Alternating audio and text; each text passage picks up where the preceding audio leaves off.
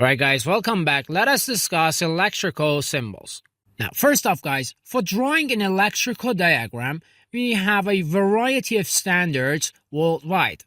And one of the most important standards would be IEC, or International Electrotechnical Commission. Now, IEC standard number 60617 part 2 to 13 includes a database containing or, displaying the electrical symbols, alright?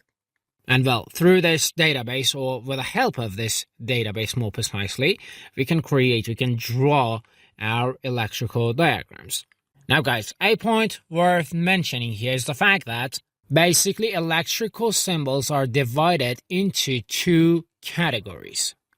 Category number 1 is called multi-line symbols, alright? And category number 2 is called single-line symbols. Now, obviously, single-line symbols are used in single-line electrical diagrams, and multi-line symbols are basically used in wiring diagrams, okay? Now, as an example, here we got a MCCB circuit breaker. Now, when it comes to creating or drawing an electrical diagram for this sort of breaker, we can actually go with both single-line symbols and multi-line symbols, okay?